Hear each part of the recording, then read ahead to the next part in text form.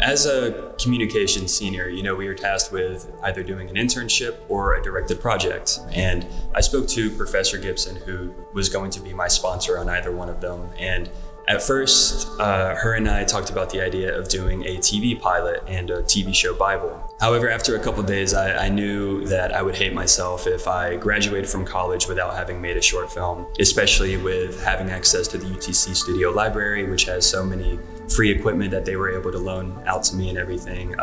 I really just couldn't miss an opportunity. So I wrote about what I did during the COVID-19 pandemic once it first started and everything closed down, which was just to fill my time off, with new hobbies and everything, such as picking up an instrument that I've never played before and just watching YouTube videos and trying to learn how to do it. Before making this movie, I didn't understand how to operate a camera or how to record audio or how to write a screenplay. So I felt like it was a very symbiotic relationship between what was happening to the character on screen and what I was experiencing behind the screen of trying to make the movie. Getting frustrated in the learning process of the whole thing and wanting to give up, I felt that way making the movie. And sometimes just like going back and watching those scenes and seeing how my character was able to kind of push through it and keep learning helped me finish the movie. I would look up YouTube videos all about like Adobe Premiere Pro tutorials, and even if it wasn't exactly what I was looking for on YouTube, I was able to take that knowledge and just experiment until I could figure out how to do it. To me, it was a challenge, and I don't like to back away from those sorts of things. And I felt like I grew not only as a person, but as an artist through that process of just kind of persevering through it and getting it done.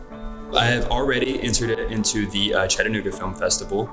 And this morning, actually, I did submit it into another small little festival out of Toronto that specializes in first-time student filmmakers and everything. So hopefully I get accepted into one of those.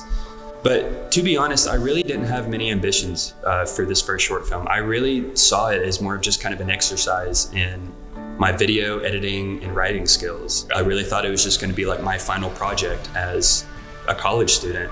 So once it was finished and, I was started showing people and they were telling me, oh, you got to submit it, you got to put it on YouTube, you should put it on Vimeo, like people have got to see this. The reception just kind of not only changed the way how I felt about the movie, but also myself as an artist, like maybe I do have a shot at this. And I think a lot of people, especially with filmmaking and most art, just assume that if you don't live in Hollywood or New York or Atlanta or Nashville, then there's just no point in trying. And I think that is somewhat of a gatekeeping because I believe Chattanooga is a gorgeous city with incredible talent and creative minds. And I don't want anyone to feel like they have to cross the country in order to achieve what they want to do. If you understand the artistry behind storytelling and you feel like you have stories that you just can't help but get off your chest and you feel like you need to tell, then I don't think there's any reason for you not to be able to make it.